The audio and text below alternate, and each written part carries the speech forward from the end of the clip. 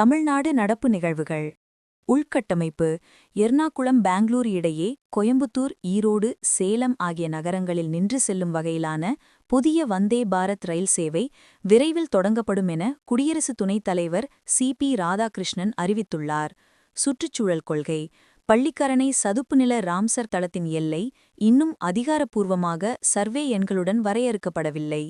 தற்போது வரையறுக்கப்பட்டுள்ள காப்புக்காட்டு எல்லைக்கு வெளியே உள்ள தனியார் பட்டா நிலங்களுக்கு மட்டுமே கட்டுமான ஒப்புதல் வழங்கப்பட்டுள்ளதாக மாநில சுற்றுச்சூழல் மற்றும் வனத்துறை விளக்கமளித்துள்ளது.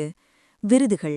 சென்னை ஐஐடியை சேர்ந்த 3 பேராசிரியர்களான தலப்பில் பிரதீப், மோகனசங்கர் சிவப்பிரகாசம் மற்றும் ஸ்வேதா பிரேம் அகர்வால் ஆகியோர் 2025ஆம் ஆண்டுக்கான தேசிய அறிவியல் விருதுக்கு ராஷ்டிரிய விஞ்ஞான் புரஸ்காருக்கு தேர்வு செய்யப்பட்டுள்ளனர். மாநில நிகழ்வுகள். பசும்பொன் முத்துராமலிங்க தேவரின் 118வது ஜெயந்தி விழா மற்றும் 63வது குரு பூஜை விழா ராமநாதபுரம் மாவட்டம் பசும்பொன்னில் தொடங்கியது. தேசிய நிகழ்வுகள்.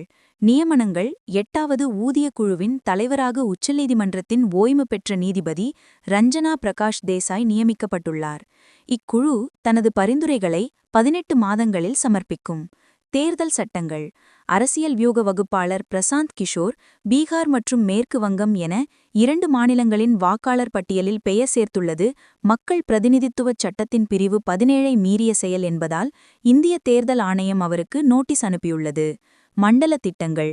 சபரிமலை ஐயப்ப பக்தர்களுக்கான விபத்து காப்பீட்டுத் திட்டம் கேரள மாநிலத்தின் எந்த பகுதியில் விபத்து ஏற்பட்டாலும் இழப்பீடு கிடைக்கும் வகையில் விரிவுபடுத்தப்பட்டுள்ளது.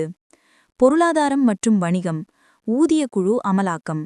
8வது ஊதியக் குழுவின் பரிந்துரைகள் ஜனவரி 1, 2026 முதல் அமல்படுத்தப்படும் என்று எதிர்பார்க்கப்படுகிறது. பண்டங்களின் விலை. தங்கத்தின் விலை கணிசமாக குறைந்து 1 பவுன் அதாவது 8 கிராம் ரூபாய் 89,000க்கும் கீழ் விற்பனை செய்யப்பட்டது. அறிவியல் மற்றும் தொழில்நுட்பம். மேக விதைப்பு.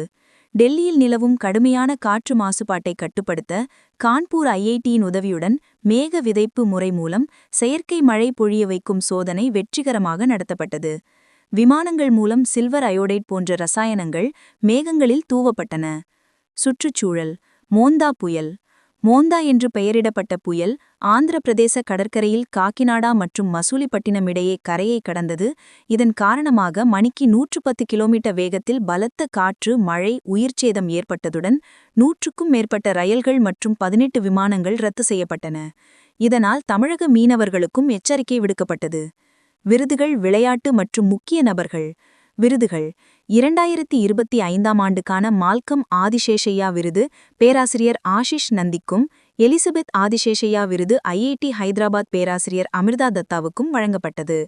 கிரிக்கெட். இந்திய மகளிர் கிரிக்கெட் வீராங்கனை ஸ்மிருதி மந்தனா ஐசிசியின் ஒருநாள் போட்டி பேட்டிங் தரவரிசை பட்டியலில் தனது முதலிடத்தை தக்கவைத்துக் கொண்டார். செய்திகளில் இடம்பெற்ற நபர்கள். ஐக்கிய அரபு அமீரகத்தில் நடைபெற்ற லாட்டரி குழுக்களில் அனில்குமார் பொல்லா என்ற இந்தியர் ரூபாய் 240 கோடி பரிசு வென்றுள்ளார்.